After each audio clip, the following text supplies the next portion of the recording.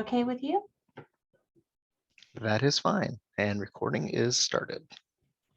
Fantastic. Thank you so much. Thanks to all of you for joining me today. I appreciate this opportunity to share this time and space with you.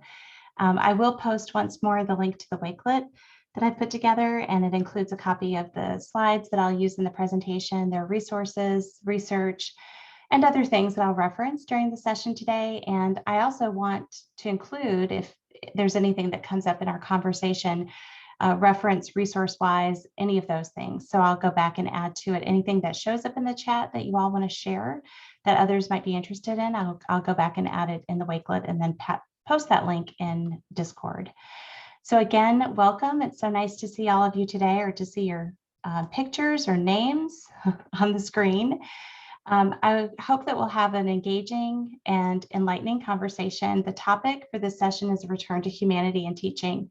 And I want to start again by expressing my gratitude to all of you today for joining me and for making time and space in your day for this presentation. And for those who may be watching the recording, thank you to you as well. Just a little bit of context and foundation for the presentation, the session, and hopefully this will spark some conversation. As we were transitioning into the pandemic, and as I was beginning to experience the wonderful, extraordinary things that my colleagues were doing with all of their courses that they were moving from in-person to online, I really became inspired to look at my own courses. I don't think I mentioned my name. I'm Stephanie Foote, and I'm from the Gardner Institute. I don't teach full-time anymore, but I teach part-time. And I became very inspired again by what was happening just around me and with other colleagues. And I began to think a lot about what I could do in my own courses that I was teaching. And, you know, I thought I had done a really good job over the years of centering humanities, centering my courses around my students, and really being authentic in the courses that I was teaching, whether they were in person, online, or blended. And I do teach a lot of online and blended courses, asynchronous and synchronous, but I've also taught a lot of face-to-face courses as well. So I was thinking about and looking back at some of the things in my life that has shaped, you know, my identity as an instructor and foundational pieces. And this quote from Parker Palmer in The Courage to Teach came back to me over and over again. And it really served as a foundation for me as I was examining what I could do in this moment to really make a positive difference in my own courses. So in this quote, as you may see on the screen, it says, "Good teaching cannot be reduced to technique. Good teaching comes from the identity and the integrity of the teacher." And the reason that this was so inspirational to me is because I began to realize things about my own courses that I was teaching that I was not very proud of. While I had thought that I was really centering my courses on my students and on humanity, I noticed that some of the things that I was doing in my course, some of the things that showed up in my syllabi or in the activities and assignments in my course, emphasized what I think of as logistical rigor instead of intellectual rigor. And so there were a lot of rules and things that were present in my course that weren't really representative of who I am as an instructor and what I want my courses to be. And so I began to interrogate, you know, this, and I began to think a lot about what I could do differently moving forward. And this quote is inspirational because if we look at this opportunity that we have within our courses, our teaching is representative of who we are. Obviously, there's this link between identity and our teaching style, and these ideas are interwoven. And so when we teach, we're very vulnerable. I know, as all of you know, whether you're teaching now or if you're supporting faculty teaching in the classroom, this is a really tricky situation when you think about making changes to your courses, because so much of what we do is tied to who we are. But I think that in this moment and in the moment since, it's become really important to think about how we can do things differently. So for me, this became a catalyst for some significant transformation that, as I will share, has not ended in this moment. It's continued to be very significant in my own personal development and professional development as well. It looks like there's some folks who have just joined us, so I'm going to post again in the chat a link to the Wakelet that includes a copy of the presentation slides and all the research and resources to which I will refer in the session. So these are some outcomes for us today, and hopefully we'll get to all of these. I really hope that at the end of this session, you'll be inspired through what I'm sharing and through our conversation to make some changes in your own courses that you're teaching or in the approaches that you're taking in terms of supporting other faculty in this work. So thinking about what we can do from a small teaching perspective and scaffold up to some larger, more significant changes in our course design and delivery. So this is the resource Wakelet. If you would like to use the QR code, that's there for you. And I posted again the link in the chat. So the presentation is divided into some different sections. The first section will talk about and understand better ourselves and our identities and how we show up in our classes and the influence that our own identity has on our class design and also instruction, pedagogy as well. Then we'll look at some ways in which we can better understand our students, and I'll talk about some of the things that I do personally. And of course, I invite all of you to share as well. You can share in the chat, or if you want to, you can unmute yourself, and I would welcome the opportunity to hear the things that you're doing. And then at the end, we'll take some time to reflect on and think about the ways in which we might use these learnings moving forward, or the ways that we can commit to use these learnings moving forward. So in order to have an environment where we don't have this sort of thing that I discovered in my own classes, where I've built up barriers between myself and my students with policies and rules and regulations, and even the structure of my assignments, we have to think about how we can create then environments where students can flourish, where all students feel not only that they belong, but that they matter and that they are active contributors to their own academic journey and of course to our individual courses. So first of all, I found it really important to reflect on the ways in which I was showing up in my classes. So these are some of the questions that from thinking about and engaging with some of the literature, I decided I would land on and ask myself on a really regular basis. So I interrogate myself about these things. I'm asking myself, how am I showing up? What identities are influencing the dynamics of my classroom? And how do I know this? What are my values? And I'm looking at how my values are showing up in my classes. I'm thinking about how I can reveal myself and express in a selectively vulnerable way aspects of my identity and my own experience, my personal narrative, but at the same time being very careful to make sure that my narrative doesn't become the dominant one in my classes that I'm teaching. I'm also thinking about how and looking at how I design my course to make sure that I'm not privileging some student identities over others. So I'm not privileging, for example, students who can access the information in my courses using, Wi-Fi versus using their phone, and I'm all sorts of other considerations, as well as all of the other social identities and other aspects of identity that might influence the ways in which students interact with the information and ideas and activities in my courses. So these are the guiding questions, and these questions also appear in a Google Doc that I've linked to in the Wakelet. The Google Doc we'll talk about at the end of the session is a plan that I created initially for myself that I've shared, in some of these presentations that I've made, and I'm sharing it with you. If you'd like to use it or use a variation of it to sort of keep track of your own learning as you're thinking about aspects of your identity and the ways in which it influences your own course design, and then committing to changes relative to what you're learning. So I've also been very influenced by the work of Michelle Pacansky-Brock, and this is a quote from a piece that she co-authored that is all around humanizing our pedagogy. Because when I began to realize that I had built these walls unintentionally in my courses, I had to think about the ways in which I could eliminate those barriers and really focus on this humanized pedagogy. And so as I'm learning more about myself and the ways in which my identity and values are influencing my course design and delivery, I'm thinking about how I can really focus on humanizing all of the aspects of my course. And so this humanized pedagogy, as Pacansky, Brock et al. Have said, is a pedagogical strategy that seeks to improve equity gaps by acknowledging the fact that learning environments are not neutral. Rather, they often operate to reinforce a worldview that minoritizes some students. So then it got me thinking about how then can I humanize my courses? Well, obviously, I can think about how I'm showing up and the ways in which I invite my students to do the same. But there are also some really valuable strategies that, again, I've taken from the work of Michelle Pacansky Brock, and this might be something that you all are familiar with. But if you're not, she has she has so many fantastic things, but one of the things that she has produced is this infographic. And I've linked to two different places in which the infographic lives. There's a fantastic Teaching STEM online site, or Humanizing STEM online, that she's created, and then on her own personal site.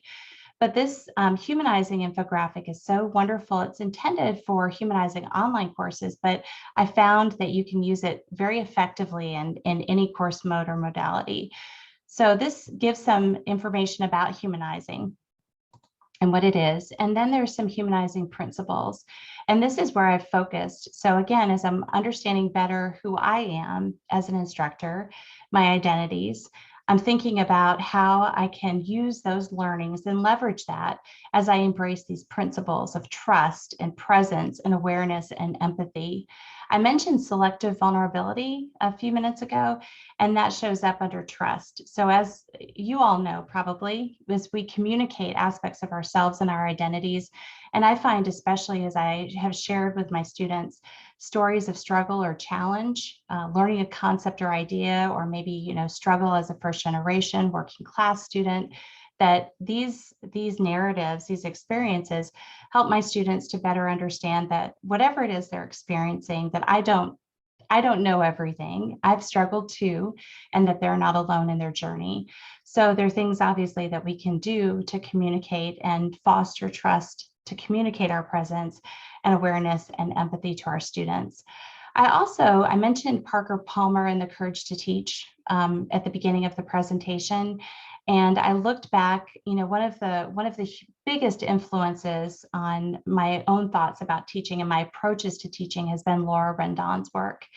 And many years ago, when I was a master's student, I became familiar with her validation theory. And so I went back to that piece, and I was thinking about it so much, and I'll share with you in just a minute the ways that I've thought about and begun to incorporate that into my own reflection and into my courses.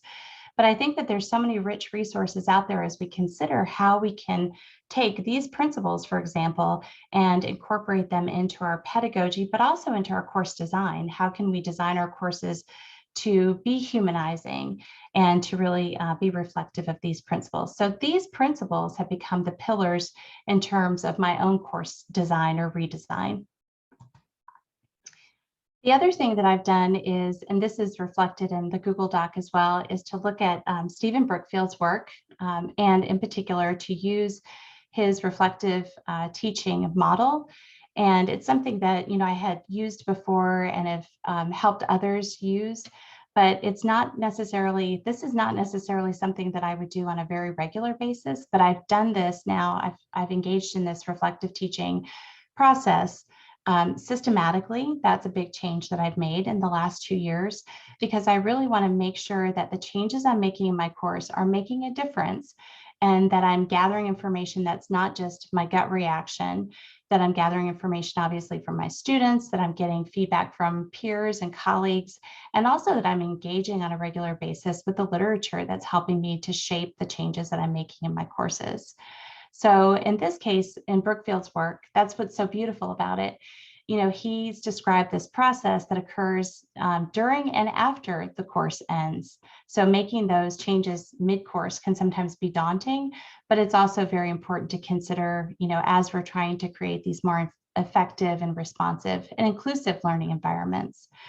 So he suggested that in reflective teaching, there are these 4 lenses, and they correlate to this self-reflection, that I've been sharing that I do on a very regular basis using a version of the Google Doc that I've shared with you all in the Wakelet. And for those who have just joined, I'll put the Wakelet link back in the chat. But in addition to that self-reflection, gathering student feedback, which I was already doing, but thinking more intentionally about how I can do this in different ways. So for example, using not just minute papers in a physical classroom, but translating that to an online environment, thinking about the critical incident questionnaire that Brookfield has created, using lots of different tools, and again, adapting them to an online or fully or partially online modality. Gathering feedback from peers, so peer assessment of teaching, and then engagement with scholarly literature. And for me, again, it wasn't that any of this was a revelation, but it was the fact that I was making a commitment to do this intentionally and on a regular basis. And it looks like there's a comment in the chat. The student peer feedback cycle is very important in my humble opinion, and I absolutely agree. I think too often we think something is good or bad based on a gut reaction, or students have got it or they haven't gotten it, and we haven't necessarily triangulated or gathered the important evidence to help us understand whether or not the learning has happened or if it's gone well or not. The next section I want to get to, and then I want to invite you all to share your ideas too on the ways in which you're doing these sorts of things in your own courses toward this goal of humanizing, is some of the ways that I've tried to gather more information about my students and how they identify, and then how I've used that information in my own courses. So I always thought I did a pretty good job of getting to know my students, whether the course was taught in person or if it was fully online or partially online. But I began to think during the pandemic about the need to get to know even more about my students, and then to make sure that I was responding to those microdata. So one of the things that I've done for a while now is to try to get students to fill out a survey before class begins, like a pre-semester kind of survey. And I know that what's on the screen is probably not visible at all to you. So let me just describe what I have here. This is a student information sheet that you'll see on the right-hand side, and it's hyperlinked. It's from an article called First Day Info Sheets, a tool to prompt semester-long inclusive teaching. And it's the article is written by Kilpack and Milan, and it's linked in the Wakelet, and it's not behind a paywall. It's something that's open access. It's from the Journal of Microbiology and Biology Education. What I love about this example is that there are many different questions on the sheet on the right-hand side. And then in the article itself, it describes the ways in which Kilpack and Milan have responded to the information that they collect from their students. So as you're learning these things about your students, this is how you can use this information both to make course adjustments, but also to make adjustments in your own pedagogy. And I think for me, this has been really important because I didn't always close the loop, especially because the information I was gathering from the students, I was gathering at the beginning of the semester or as the semester was beginning, and it was very challenging sometimes to think about how to make those structural changes. Of course, I could make pedagogical changes as I was learning more about my students. But some of the questions that I found to be very helpful, and there are many different versions of this beginning of class survey or beginning of semester survey out there. This is not the only one. I'm just linking to it because it's a fantastic example, and there are lots of ways that they've described to use the information. But asking students about a little bit about themselves, of course, and preferences in terms of communication, their pronouns, names, if they have name pronunciation information that they wish to share, which is so incredibly helpful. Even in an online class, I refer to students in weekly update videos who've done a fantastic job as discussion leaders, and being able to pronounce their names correctly is so very important. Career goals, asking them a little bit about where they grew up, asking them about things that make them feel proud about themselves, asking about how they're going to access information in the class. Will you be on campus or off campus? During the height of the pandemic, it was important too for me to know a bit about whether they'd be accessing the information on their phone or on a tablet or on a computer. to know if they have access to stable Wi-Fi. And I think it's important for me to convey to students that these are all things that are just important to me from a pedagogical perspective and from a course structure perspective, but I'm not making judgments about them or their situations. So I think that that's also very important to convey. I also love this because in the questionnaire, they ask questions like, or they have prompts like, I appreciate when my instructors do blank, or I dislike when my instructors do blank. What's a question that you have about the class? So I think that these are all fantastic things to be asking students to respond to if they're willing, or to invite them to respond to before the class begins, and then using that information moving forward. One of the ways that I've been able to use this information, so I teach, one of the classes I teach is a theory class, and it's taught online. And many of the students that I have in the class have been out of school for a long time. It's in a graduate program, and they're very scared about APA formatting because they haven't written a class paper in a long time. And so it can be very, it can cause paralysis even for some of them. They don't even know where to begin or how to begin. And so what I've done is I've created a series of wakelets for students, APA resources, and I've got different categories and groupings, and I have videos and all sorts of really interesting information that they use over and over again. And I include it in my Liquid Syllabus, which I'll describe in just a few minutes. And they've told me that this is an incredibly valuable resource. But some of the other ways that I've used the microdata that I collect about my students is to bring in information about, for example, food pantries on campus, or some of the other support service resources that maybe would have been included in my syllabus or in, a module in an online class. But I have brought these resources in a more prominent way because students have told me that these are the kinds of things that they're concerned with or concerned about. And I see there's some activity in the chat, and there's a comment about transparency is important on both sides, and it absolutely is. And I'll talk more about transparency in just a moment. Karen said, I feel the comment about APA. A lot of my students struggle with it. Yes, they do. I tell my students I struggle with it, even though I use it on a daily basis. It's not intuitive. And then there's another comment. I also have my online students complete a survey in the first week, but it's anonymous and it has more questions. And the aggregated results are used in several discussions later in the course. And I've done that before in a large enrollment undergraduate class, and that can also be very instructive too. So these are some of the ways in which I've begun to understand better who my students are and how they identify. And again, some of the ways that I'm using the microdata that I'm collecting in my courses to make some changes, both to the course and also to my approaches. I mentioned just a few minutes ago Laura Rendon's work and how influential that was to me. And so as I went back to her piece, and it's linked in the resource wakelet that I've shared with you all, it's from 1994, but it's so incredibly relevant still. And there have been things that have been written more recently about cultivating relationship-rich education. Leo Lambert and Peter Felton wrote a book about this that came out in the last year.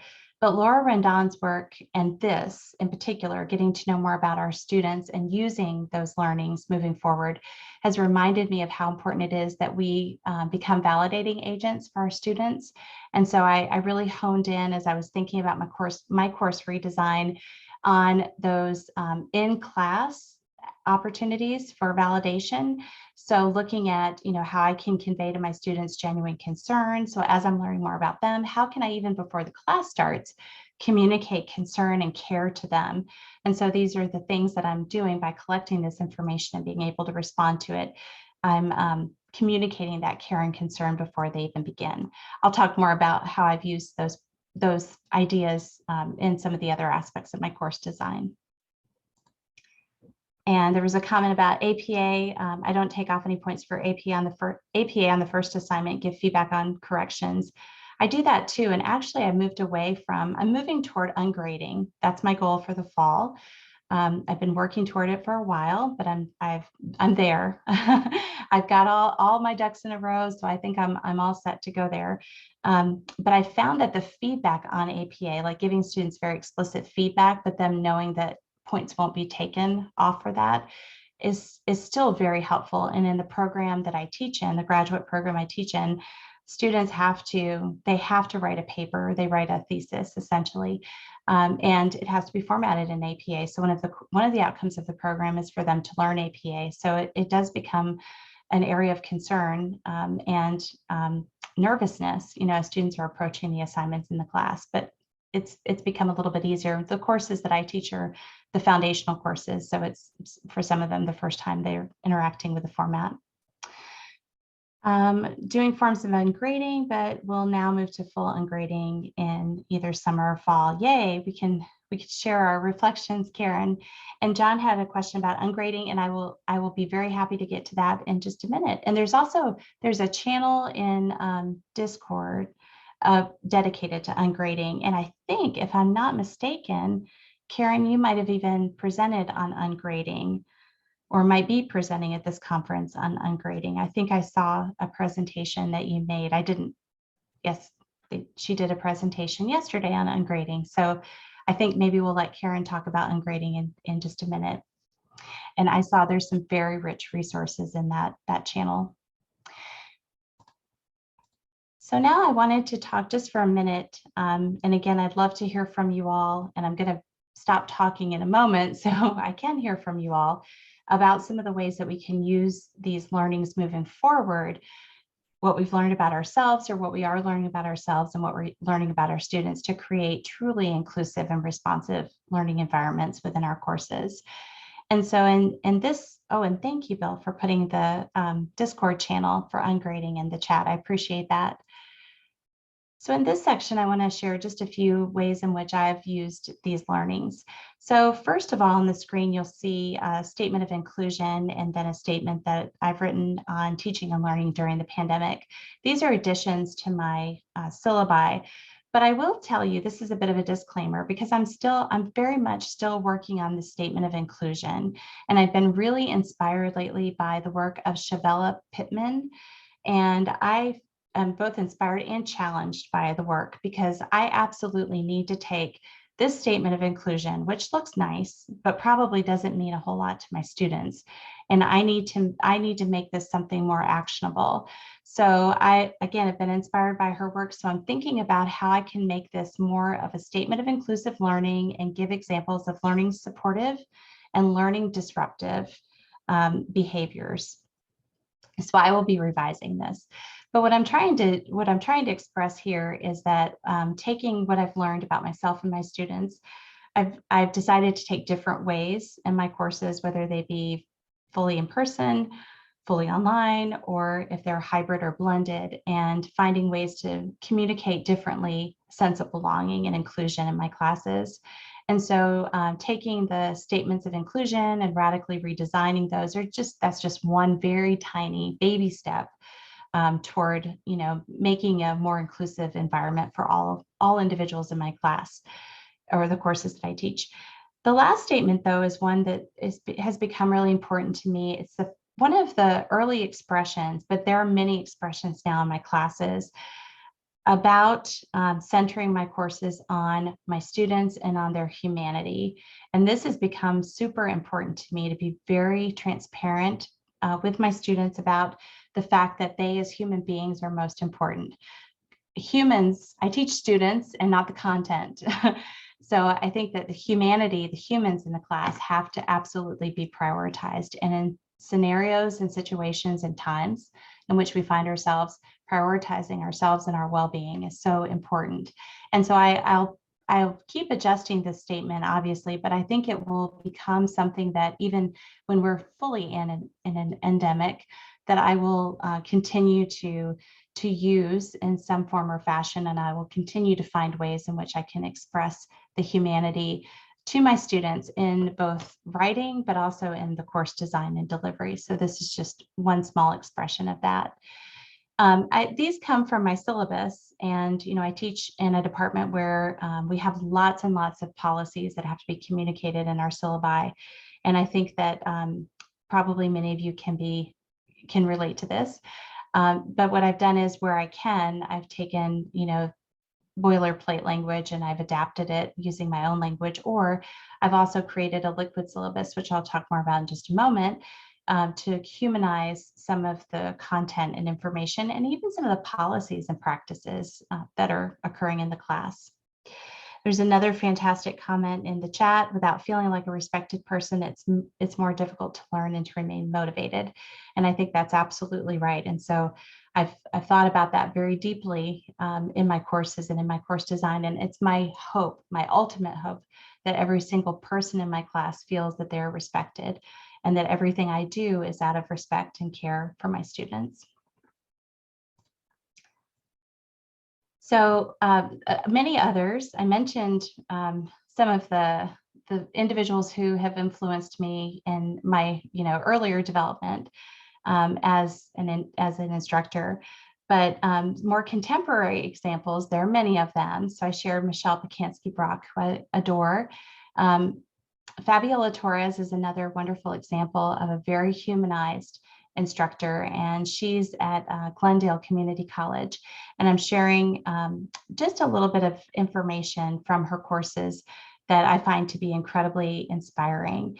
And so let me just zoom in on this a little bit. One of the things that I've done a lot of over the last 2 years is to think about communicating expectations. So as I'm creating this inclusive and responsive learning environment, how am I communicating expectations, but also how am I sharing with students space for them to communicate expectations that they have for me and the course. And so what I love about Fabiola's example, I'm going to show the zoomed out version here. She refers to this is the list of expectations. She refers to this as our pact. And so she has this fantastic, very casual picture of herself on the left-hand side of the screen. And you might see she's sitting on a couch. She's very casually dressed. I think her shirt says "Be Human" on it, perhaps. She's got dogs on the couch next to her. She has her laptop propped up on a chair, maybe with something underneath it. And then on the right-hand side, she has an image of some students around their laptop computers and tablets. And that's the list of what I will expect from you. But let me zoom in on that so you can see these expectations a little bit more closely. And you can see these. They're also hyperlinked in the Wakelet that I prepared for you all. But what I love is, and even without reading all of these one by one, you can see what I love is that the language is very approachable. It's very human.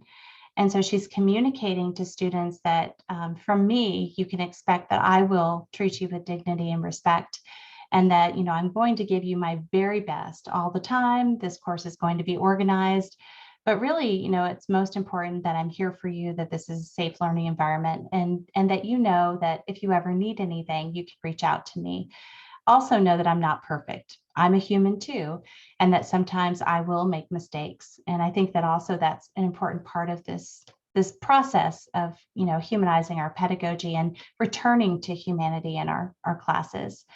And then on the right hand side, you can see there's some fantastic examples of the things that she will expect from her students, again, written in very accessible and approachable language. And I think that this has been very inspiring. So I've done something very similar in my own courses. The other thing that I've done is I've attempted to, and I'm still working toward this. I mentioned ungrading, and we can talk more about that in just a minute. I know that there were some questions, and there's some good conversation going on in the chat about ungrading and getting connected to that Discord channel.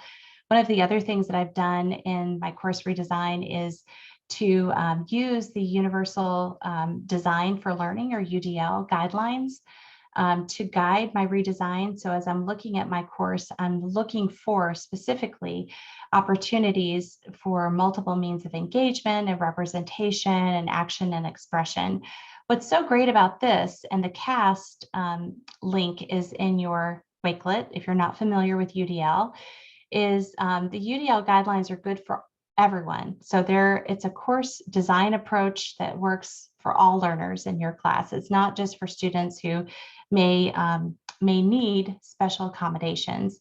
This is something that we can and should use to design our courses so that all students can be successful. And what I love about this is that the guidelines focus on the why, the what, and the how of learning. And I think that these are so brilliant because as we're thinking about the ways in which we're selecting course readings and the ways in which we're structuring course assignments, this gives us some guidelines. Another really fantastic resource on this is, well, there are a couple of them. I think I've linked to the Think UDL podcast that's hosted by Lily and Nave. And then I've also provided a link to a webinar recording, but there is just so much more on this topic from Tisha Fitzgerald on anti-racism and universal design for learning. So I love this as a framework. And I'll give you an example of just one small way that I've used UDL in my courses. So I give my students, well, one very tiny way, not even small, it's smaller than small, but I give my students multiple different options for assignments. And then sometimes I even give them an opportunity to design their own. So if you don't see an option that you like, if you don't like A, B, or C, then you have the ability to propose D, whatever that would be, to me, and I can decide if it's acceptable, and it's always acceptable, spoiler alert.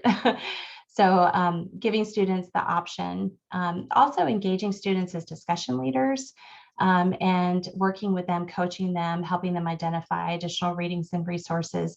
That can also be an expression of UDL design within our own courses.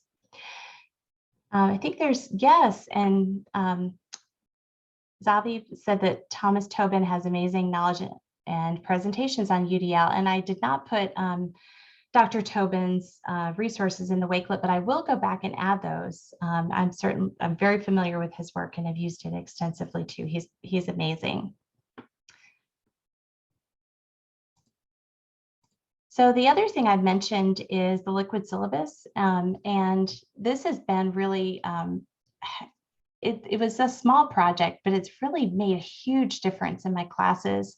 So one of the things that I've done is to take, as I mentioned, the information and ideas in the course, and I've been thinking about making them much more approachable. So even the things that are out of my control, so some of the policy information that's set, within our department or within the college in which I teach at the university, and think about how I can make this more accessible, more humanistic.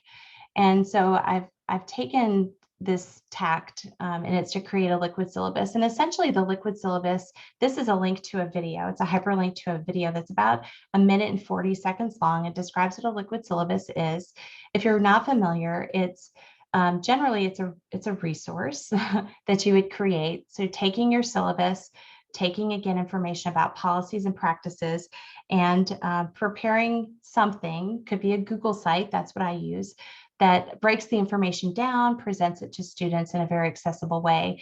So the information in the liquid syllabus is accessible, but also the tool itself. So if I'm using Google Sites, then that in and of itself is accessible to students, because what I find is sometimes my students don't have access to Blackboard. That's the learning management system that I use, that's used at my institution that I'm teaching at. They don't have access to Blackboard immediately. So I can give them access to the liquid syllabus as soon as they sign up for the class, or at least a couple of weeks before the class begins. And I can share with them information and resources in addition to a copy of the syllabus, but it's something that they can look at on their phones. They can look at it on a tablet. They could look at it and interact with it on a computer, whatever their preference is. So the actual physical thing is accessible, and the information in it is written from a very accessible way. So just to give you a little bit of an example, and actually there are a couple of examples that I'll share of full liquid syllabi, not mine yet, because mine's not quite where I want it to be. I'm still working on my liquid syllabi, although I'm having so much fun with it, I have to say. This is a snapshot of a welcome video that's included in my liquid syllabus that back a couple of years ago, I would have just embedded in the learning management system for my class. But my students may or may not have interacted with it because of the timing of the access to Blackboard. So what I do now is I embed it in the liquid syllabus, and it's there for them if they want to go back to it. And I always share now, some little gems, I plant an Easter egg or two. So for example, in this video, I talk about, this is for a special topics course that I was teaching.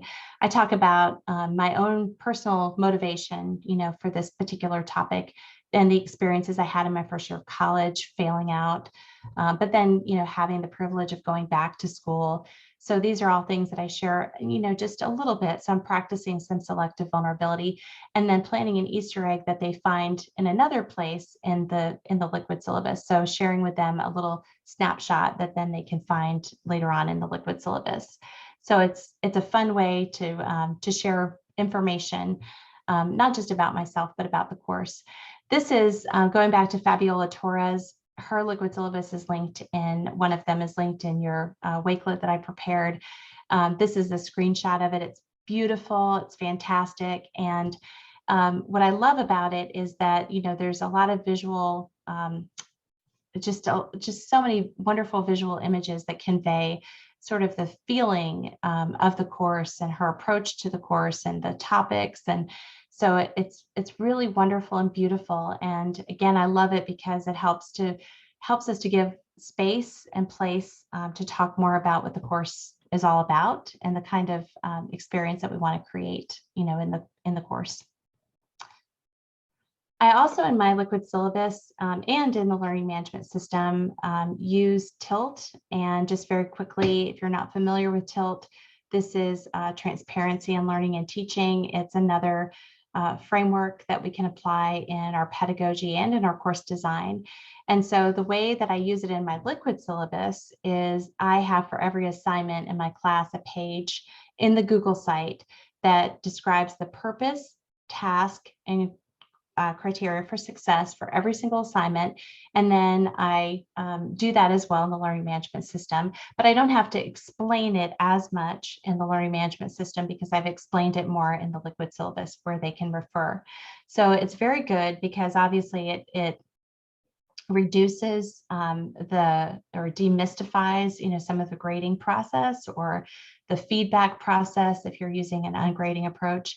So it's become a very useful tool for students and for me as well, because quite honestly, when I had to sit down to put everything into Tilt as I was tilting all of the activities and assignments and information in my course, it really forced me to make some critical decisions about things that shouldn't be in the course anymore, things that have crept in, or things that may need to be redesigned because they just aren't effective anymore. So it's been really important and instructive for me. And I think overall, it's something that we could easily apply. It takes a little bit more work to tilt assignments, but you definitely could tilt assignment guidelines and criteria in your class to communicate very clearly, to create that transparency and communicate clearly what the purpose, task, and criteria for success would be. The other thing I've done in my courses, and this also appears in my Liquid Syllabi as well, is to create a series of infographics. I just love to create infographics nowadays, but this, I have a series that helps students to understand how they could approach the information in my class, how to be successful ultimately if you only have 30 minutes a day, or if you have 45 minutes a day, or if you have 2 hours a day to devote to the class. So this is just a copy of the infographic for those students who might have a little bit of time, 30 minutes every single day. And this gives them some guidelines on what they could be doing and how they should be doing it. But again, I have different variations based on what I know about my students and how I understand that they'll be engaging with the course. So keeping that in mind, and then also, of course, the criteria for success in the class. And I see that there's a comment about infographics and digital stories, and that digital stories are fantastic too. All right, now I've really talked too much, and I'd like to open it up to see what your thoughts are about the things that I've shared that you might consider using, but also I would love to hear about some of the things that you've used in your own practice that have been really effective in humanizing your courses. So creating those very humanized, inclusive environments and responsive learning environments. Oh, there's a question about the tool to use infographic. I use Canva. I'm a bit addicted to Canva, I'll admit. I love it. It's fantastic. It's easy to use. And I find that it's very easy to create infographics there. There are a lot of good templates too to use. I see there's some Canva love. So this is the Google form or Google Doc that I shared with you that I mentioned at the beginning of the presentation. If you were with me, where I created it for myself and I'm sharing it with you all, but it's I use a version of it to track my own learnings and my goals that I'm setting in terms of my course redesign. And I'm also using it to collect information about how things are going. So it's organized in the same way as the presentation. So that might be helpful, but you are welcome to customize it. But now I really would love to hear from you all. I have a Padlet. So I'm going to grab the link here and I'll put it in the chat. It's also linked in the Wakelet. And if you have used Padlet before, you may be familiar with how you can add your comments, but even if you have used it before, you may not be able to see the plus sign because of the colorful background. So in the right-hand corner at the bottom is a plus sign, and you can click on that and it turns into a pencil sort of icon, and then you can click anywhere and add a comment. And what I would love to hear again from you all, if you have any thoughts on how you might use the information I've shared, but then if there are things that you would like to share, I'd love to get those here in the Padlet. And then lastly, I'd love to hear from any of you about some of the things that you've been using. So feel free to let me know that you'd like to come off mic, or if you'd like to put those in the chat. I think we have about 5 minutes remaining. So I'd love to hear from you all.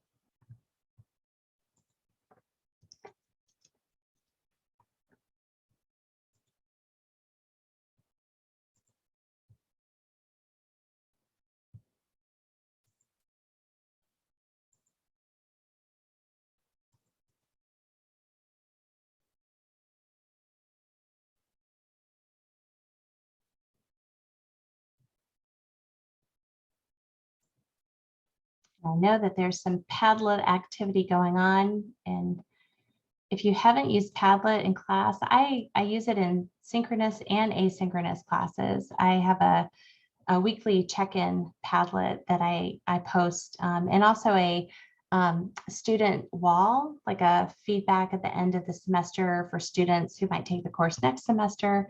And I think that that's, for me, it's been a lot of fun to see what their feedback and recommendations are for each other. Presentation of pedagogy. I think I do many of the practices you shared, but I don't know that I'm as transparent as I should be. I found that to be really incredibly helpful, to think about ways in which I can be much more transparent to myself, to my students.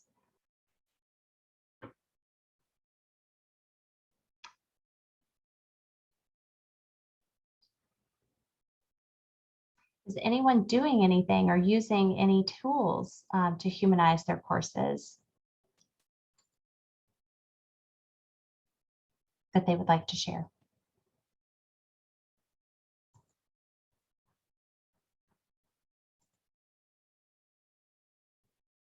Oh, and thank you, Bill, for posting the Wakelet link. I was just going to grab that.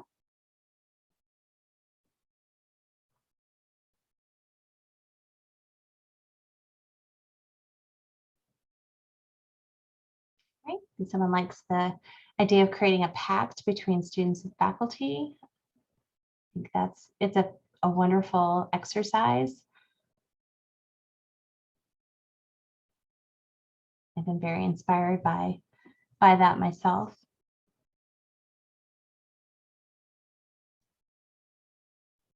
And there's a comment, we're moving an MBA program online. So this has been helpful. Any tools would be helpful to pass on to faculty.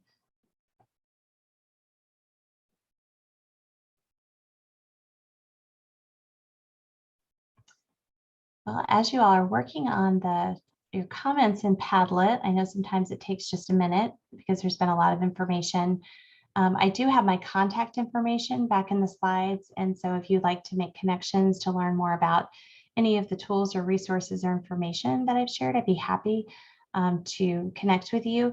And I think too that Bill put a link to the feedback form for this session in the chat. I appreciate that. And if anyone has any questions about ungrading, we haven't talked at all about that. I just said that was something I was moving to, and we shared the Discord channel link, but I'd be happy to talk about ungrading as well.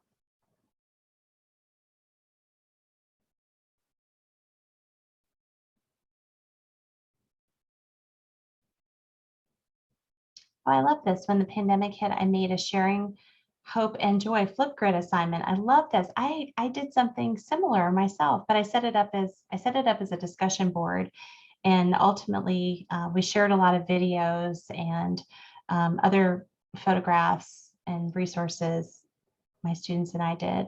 And I've continued to carry that over too from semester to semester. Love that.